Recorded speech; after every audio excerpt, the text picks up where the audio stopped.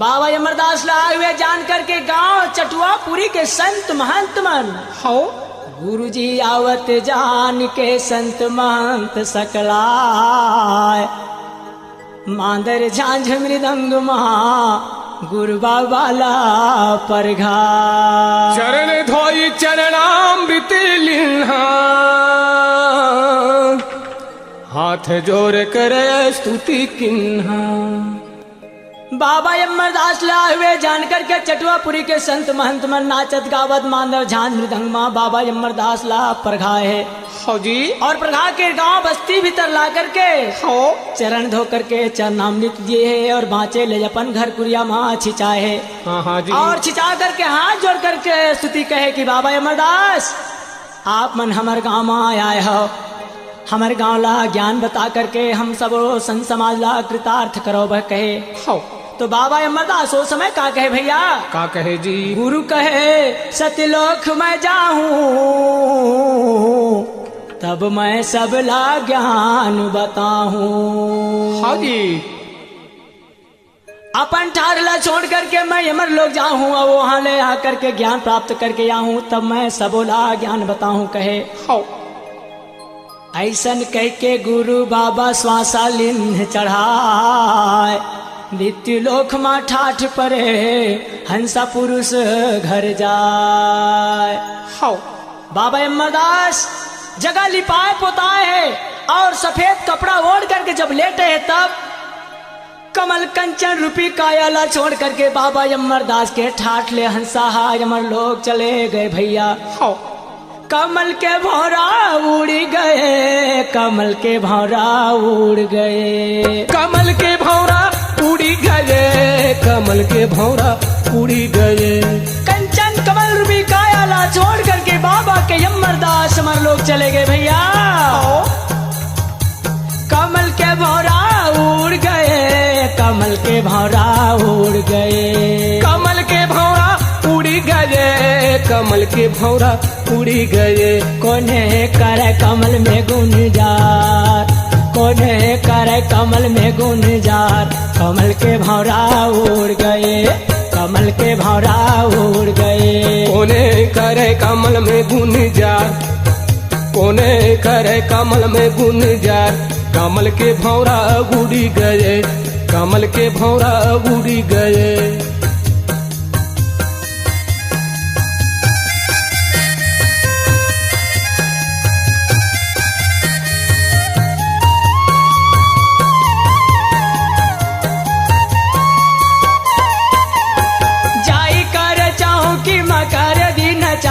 कमल के भौरा उड़ गए, जाई कर जाऊं कि मकर दिन चारी हो, कमल के भौरा उड़ी गए। जैन मन बाबा अमरदास पर जलन मरे वो मन के मन हो। पुलिस चौकी में जा करके चाली कर दिन तब हो जी रिपोर्ट में आवे पुलिस दल लारी हो, कमल के भौरा उड़ गए। रिपोर्ट में आवे पुलिस दल लारी हो, कमल के भौरा उड़ी गए। और यहाँ करके हो राखात संतिला देवाए मारी गाड़ी हो, कमल के भौरा उड़ गए। राखत संतिला देवे मारी गाड़ी हो, कमल के भौरा उड़ी गए। डांटत फटकारत कहे हो ठाट कहा कई के करीन इंकवारी हो, कमल के भौरा उड़ गए। ठाट कहाँ है कई के करी नहीं इंक्वारी जी, कमल के भौरा उड़ी गए। पुलिस लारी में लगा करके देख करके हो कृतपुर चटुआ पंच सकलाई हो, कमल के भौरा उड़ गए। कृतपुर चटुआ पंच सकलाई हो, कमल के भौरा उड़ गए।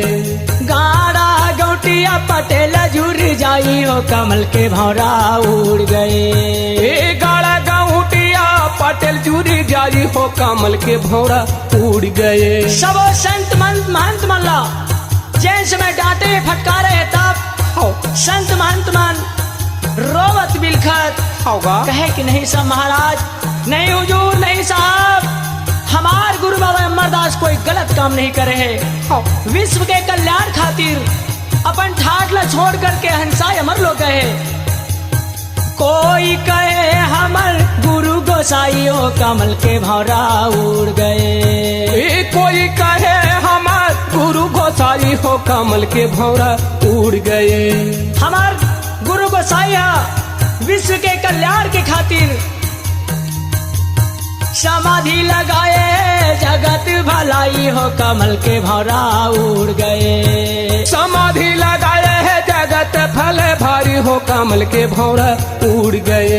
ऐसे रोवत बिलखत साहब मन समझाए है तब उकर कहना ला नहीं मान करके पुलिस दल लारी ऑफिसर मन का कहे जीव मार के बहु करे चतुराई हो कमल के भौरा उड़ गए। जीव मार के बहु करे चतुराई हो कमल के भौरा उड़ गए। जीवला मार करके और सजा के डर में झूठ बोला था कहे शबो संत ला पुलिस देव गाई हो कमल के भौरा उड़ गए। शबो संत ला पुलिस देव गारी हो कमल के भौरा उड़ गए।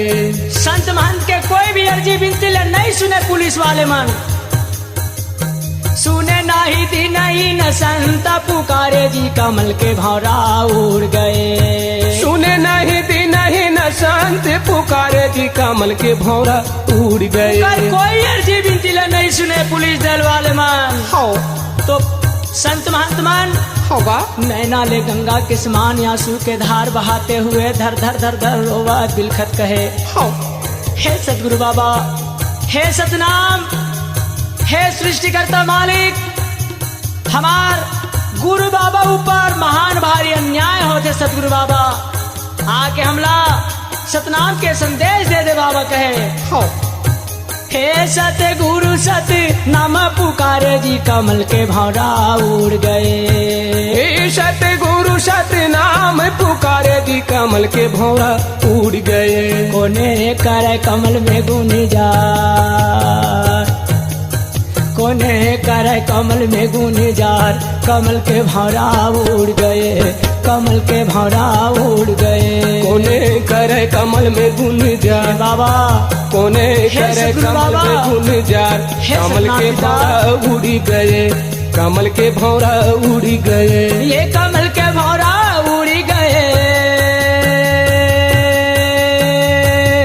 कमल के भौरा उड़ गए। कमल के भौरा उड़ गए हो कमल के भौरा उड़ गए। कोने करे कमल में गुंजार, कोने करे कमल में गुंजार कमल के भौरा उड़ गए।